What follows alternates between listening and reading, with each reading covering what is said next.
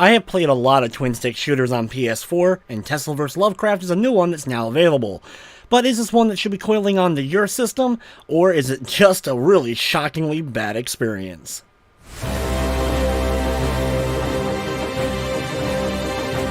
Tesla vs. Lovecraft just happens to be the newest twin-stick shooter from developer 10 Tons. They've also done the likes of Neon Chrome and Crimson Land. If you enjoyed the core gameplay of those games, you're going to enjoy that here.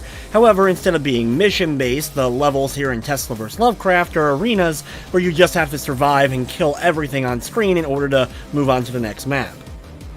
The drawing factor for many will be the Tesla vs. Lovecraft theme, but it's honestly really not explored all that much. There's some basic kind of set pieces put together, and the plot involves Lovecraft trying to warn Tesla that his inventions may end up causing some sort of weird portals and monsters to be summoned, but other than that, it really doesn't do a whole lot for me, and really doesn't explore the theme that well. However, the gameplay itself is pretty enjoyable if you like this kind of game. It's very arcadey, fast-paced. As you're going through the levels, you'll unlock new weapons and abilities that will start to spawn in the levels to help you out.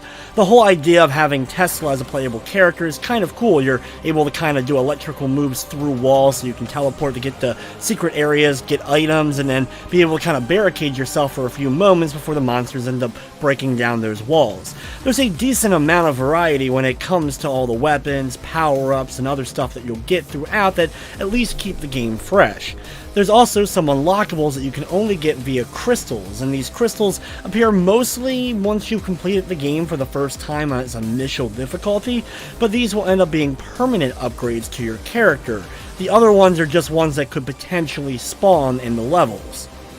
Along with the power-ups, though, you also gain experience for defeating monsters and can then choose one of two upgrades every time you level up, like an increase in health or increase in bullet speed. These all go away, though, at the end of a level if you die or if you end up completing the stage, so they're just kind of temporary boosts. The coolest part, though, is the mech. After a few levels, you get access to this mech, and you start off the levels with it. After a little bit of time, though, it breaks apart. You have to recollect all the pieces, and then you can use the mech again. So it's kind of an incentive to move around, find these pieces, and then unload a ton of firepower again.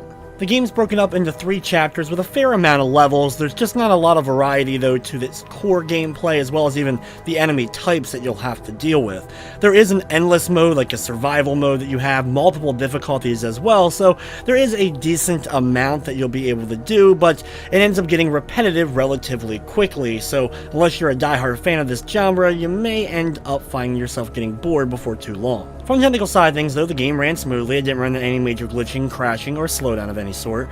Tesla vs. Lovecraft is available now on the PS4 for $14.99, and it does feature a Platinum trophy.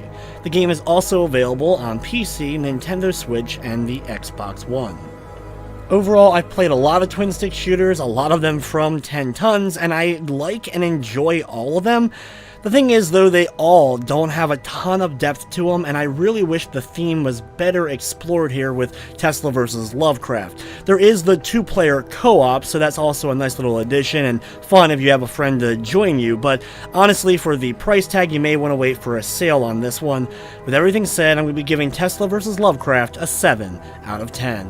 But anyway, guys, it's going to wrap up this review. I'd like to thank you for watching, and of course, I hope you enjoyed.